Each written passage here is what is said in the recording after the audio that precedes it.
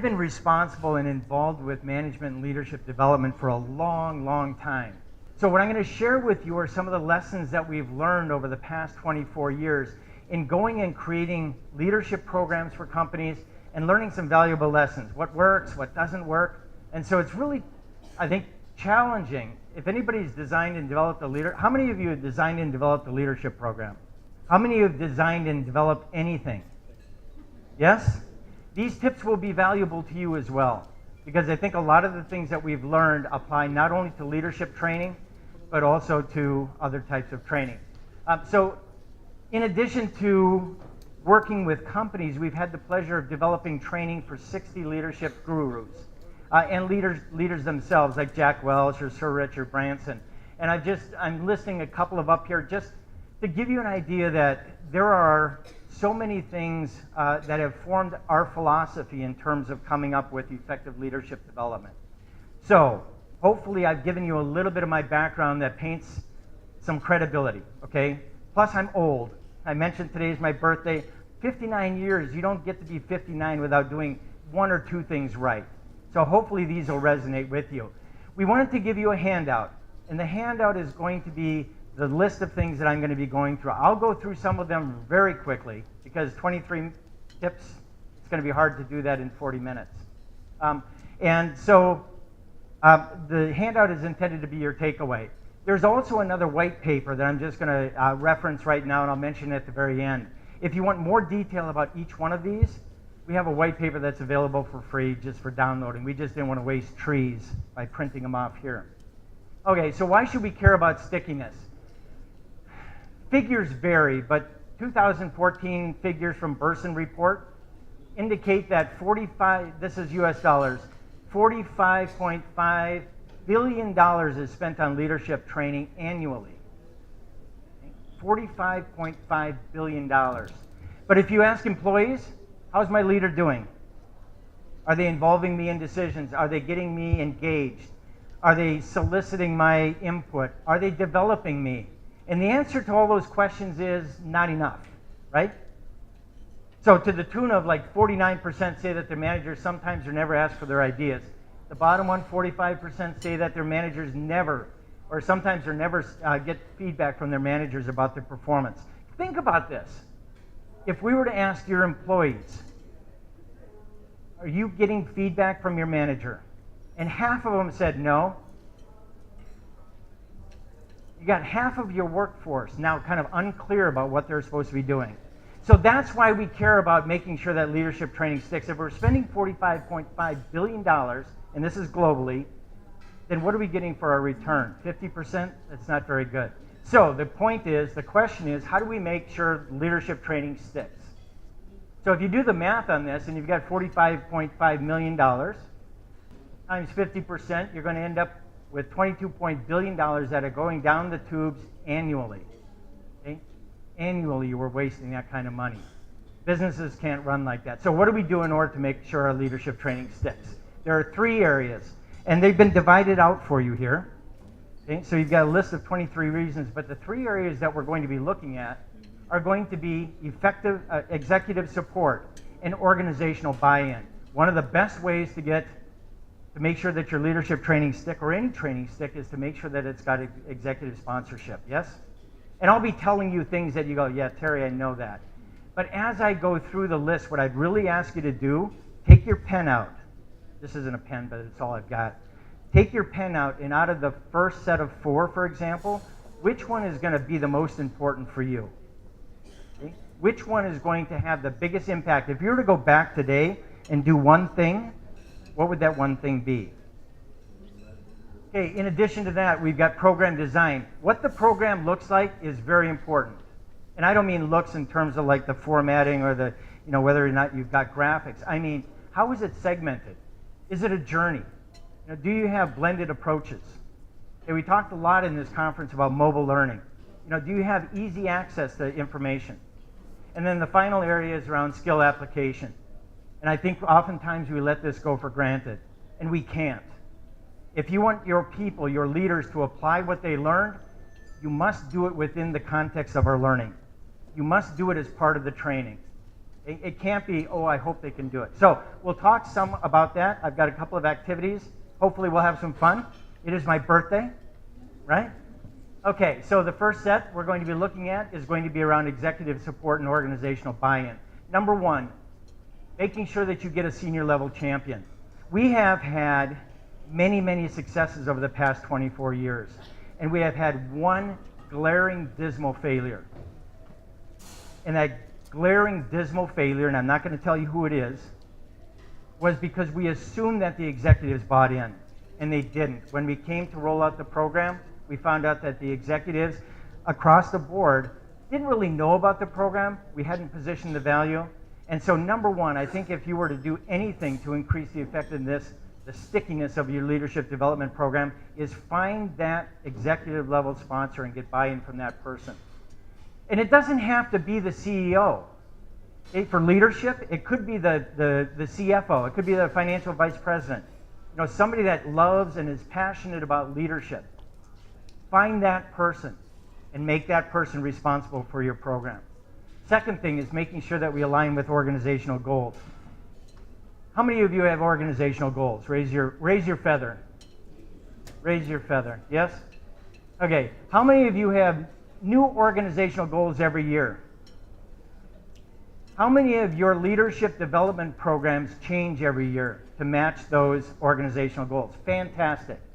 What I often see is that, no, we've got a curriculum, we developed it back in 1975, it seems to be okay.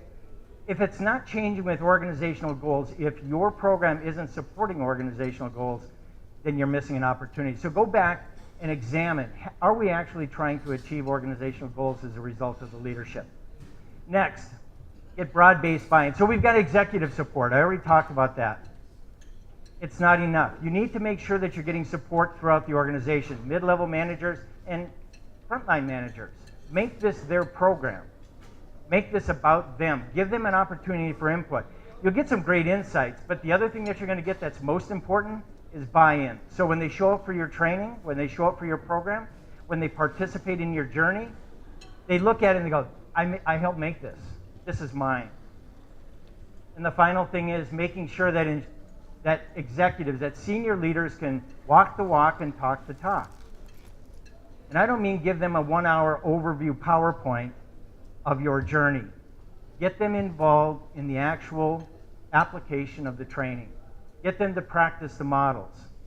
One of the most rewarding things I remember, we have a 2-track program, and one of the tracks is for executives, right? And so we try to send them through as early as possible, hopefully before the core track goes through. And I remember in the core track, one of the participants said, "Oh, my manager's been doing that for me for the past 3 months. I didn't know what that was."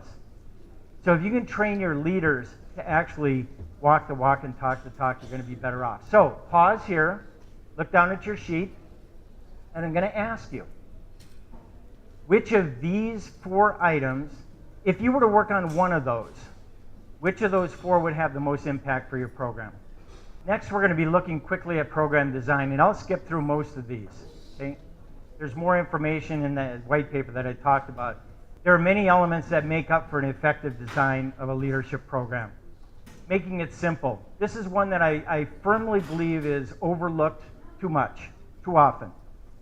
So when I talk about making it simple, oftentimes we get into theoretical discussions about what coaching should look like, for example. Coaches need to be great listeners. Coaches need to be asking good questions. Coaches need to be empathetic. Coaches need to... We all know that. That's not new. Why don't people coach then? I mean, if we all know this, why don't we coach? Sometimes it's given the words.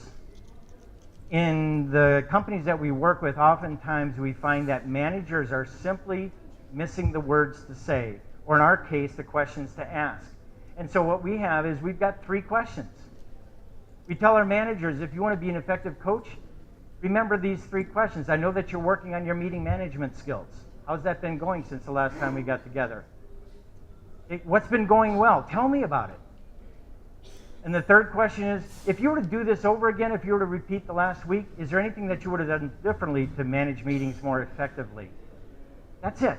When people walk away from that kind of training with a very simple approach, they're able to apply it. Make it relevant, very relevant. Okay? So translate the models into what they can use.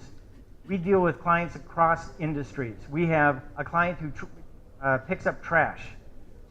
Coaching looks different when you're picking up trash than in a software engineering environment.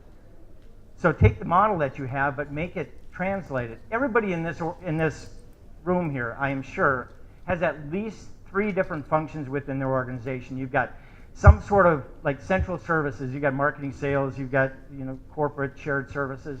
Everybody's got some sort of customer service business unit. Everybody's got some sort of call it field services, right, where you're interfacing, installing, doing something like that.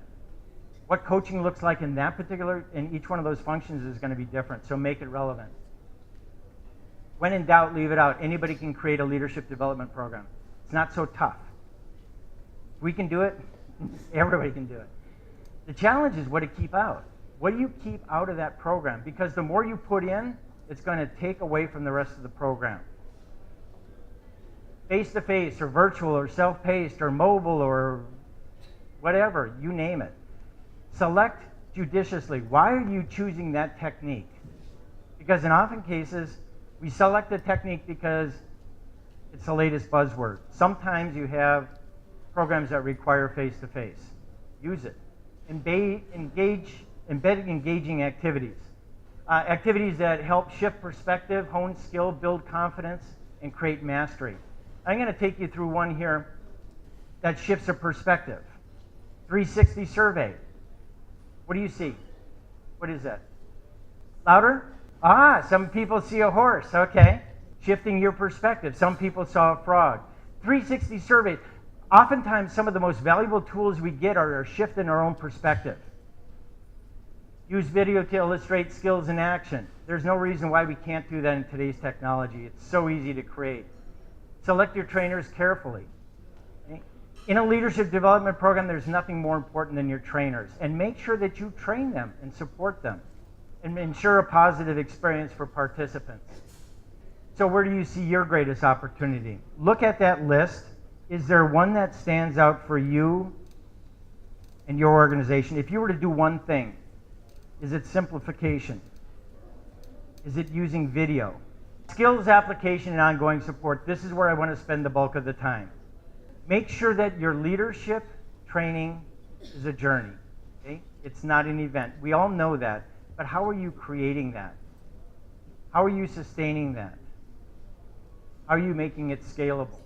So by creating an event, what you typically end up with is people who come to a training, they get out of class or get out of work for a little bit and they go back to the real job. And so what we want to do is we want to make sure that we have a blended approach that begins with some skills development, application, reinforcement. The other thing I want to talk about is practicing the skills in training. Okay, you haven't had a chance to practice any of what I've talked about right now, right? So it's your turn. You ready? Ready to practice? I'm going to ask everybody to stand up. This is the interactive portion of the exercise, okay, of the presentation. So what I'm going to ask you to do is, what I'm going to ask you to do is I'm going to ask you to cross your arms, just like you're, tired, bored, saying, okay. So if you look down right now, you'll notice that one of the arms is over the top of the other arm, yes?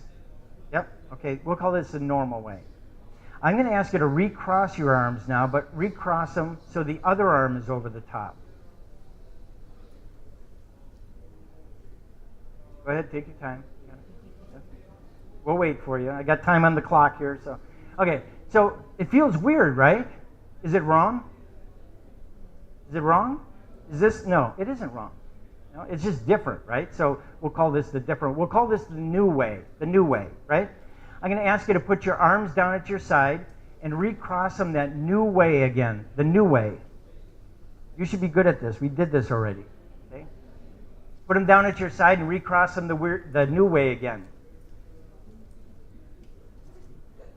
Still struggling, okay? We need some more practice. Down at your side, the new way. Down at your side, the new way. Down at your side. It's no different. Thank you. You can sit down. It's no different in our leadership training. If we're going to ask them to take on the skill of coaching, Coaching, part of it is muscle memory. Part of it is feeling confident that we can do this. And so if you don't build in the practice, and that's why I had said earlier, make sure that your leadership development programs are focused so that they don't cover everything. It's easy to build a program that includes everything, but if you include more content, you pull out the application. You build in more content, you pull out the practice. You won't sustain. Build in transfer at each module. And when I say transfer, I mean more than transfer. I mean application. One of the things that we do in our program, and I'm sure that you do many of the same things, okay, so I'm not saying, oh, this is the greatest. It's just that we've learned that if at the end of a module, if you can't get a leader to write down how they are going to use that with their people on the job tomorrow, and they can't name the 2 people that they're going to coach and what they're going to coach them on, then you've missed an opportunity. So at the end of each one of your modules, make sure that you give an opportunity for people to think, to pause. How am I going to use that with my team tomorrow? Who am I going to give feedback to tomorrow? Who am I going to catch doing something right tomorrow? It's only then, when they start making that transfer, that they're able to then take it out to the job. Provide multiple levels of support. Web-based training is a great reinforcer. Virtual instructor-led training is a great reinforcer. Buddy systems within a cohort is a good support system. Having a web tool where people can share information, what's working, using other types of mobile services, right? So making sure that you provide the multiple levels of support. And don't forget that you are part of that support. We in training sometimes create things, we deliver things, and then they're left on their own. Part of our job, a huge part of our job, I would suggest, is making sure that we've provided that level of support. Create regular touch points. So if this is truly a journey, how often are we going to be getting together? Is it once a month? Is it once a week? And how are we going to be getting together, and why? Sharing challenges, sharing successes, articulating tips and techniques. We had heard in a couple of different sessions this morning talking about how learners, right, our employees should be able to create content. This is a perfect area, a perfect opportunity for them to create content. How have you applied the feedback model? How have you connected with your employees? What techniques are you using best? Getting them to share.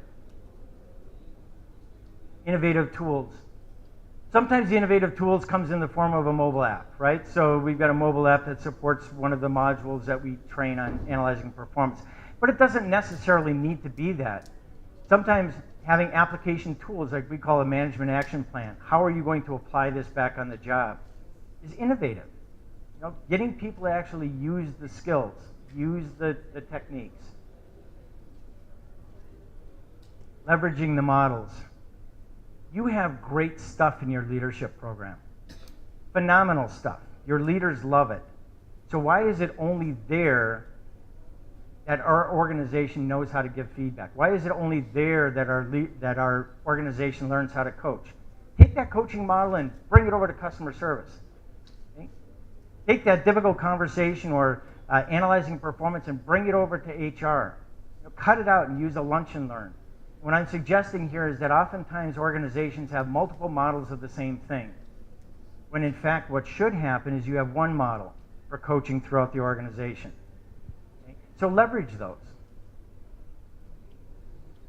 Measure and celebrate success. Okay? Previous presenter just talked about the success, celebrating the 4-year anniversary of the organization, being able to do that. So make sure that you pause and recognize the successes that you've had. So I'm going to pause here. You know the drill. Look through the skills application and ongoing support piece. What is the one area that you think, if you were to do something differently with your leadership development program, would have the greatest impact? Now, I said that there are 3 areas. I lied to you. When you get to be 59 years old, you can lie to people and it's expected. There's actually another area, and it's so big and it's so important that it's got to stand alone. And that's number 23. Rinse and repeat. In other words, leadership can't even though it's a journey, let's say you've created a program, it's a wonderful program. People go through the program. People aren't done. They need something else. They need something more. So making leadership as an ongoing activity is critical. And when you're doing that, it's really important that you look at the organizational goals. Look at the big picture. Okay, so now I'm going to ask you to use these feathers, and here's how I'm going to ask you to do them. So the first thing I'm going to ask you to do, you're going to probably have to stand up for this. And if you got room to kind of spread out just a little bit, I'm going to ask you to do that as well.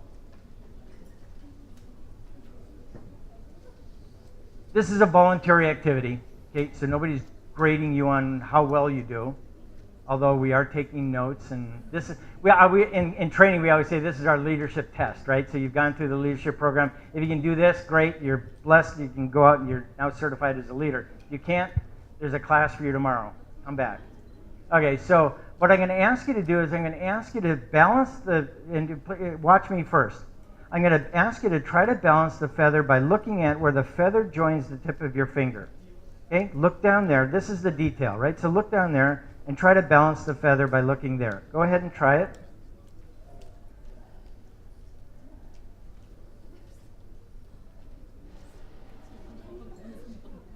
Oh, you're holding it. You can't do that. Kind of a challenge, isn't it? Yes? Okay. So, if this is the detail, and we're concentrating on the detail, and I've given you 23 details, I'm going to ask you to come back to the big picture. The big picture is looking up here. So I'm going to ask you this time to try balancing the feather, but this time instead of looking down at where it joins your finger, I'm going to ask you to look at the top. Oh, look at you guys. Look at you guys. Look at you guys. Wow. So what's the difference? What's that? Okay, so if you look at the top, you're looking at the big picture. And when we're looking at leadership development, it's really important for us, what is it that we're trying to accomplish? It isn't about the specific modules. It isn't even about the specific models. It's about changing organizational culture, right? So keep your mind on the big picture. So as you rinse and repeat, come back to the big picture again. Okay, if anybody can do this on their nose, like I see somebody in the back there, yes, very nice, very nice. Okay, so you can sit down. You can take these feathers with you, by the way. I can't carry them back to the United States. And that brings me to the end of my presentation. I hope you got some good tips. I hope this is valuable to you.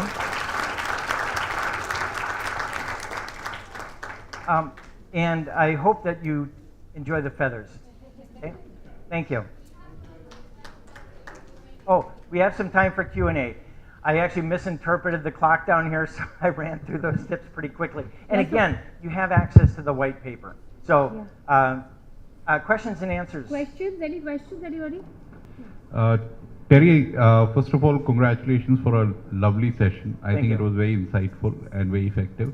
I have a question. You know, in the first part, you talked about getting a senior level champion. Now, we all know that that's important. The organizational strategy is decided by the senior level, and they know what the organization is looking out for. So how is it that L&D gets them to champion? What can you give us some tips on how to convince them, influence them into getting on board? How many of you are in sales? Okay, so there are some people that can give you some good tips. It's a great question. So the question is, how do you actually get buy-in from executives? And there's a variety of different ways, obviously.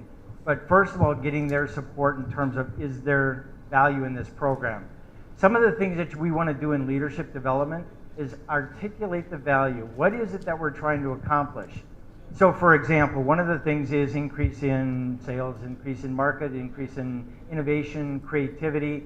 So there are executives throughout the organization that would focus on one of those. So if I were to focus on marketing, for example, the marketing vice president might have a passion about increasing marketing revenue or share within the market.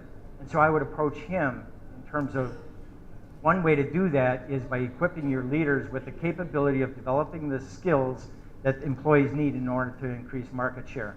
Sometimes it's as simple as leaving a legacy.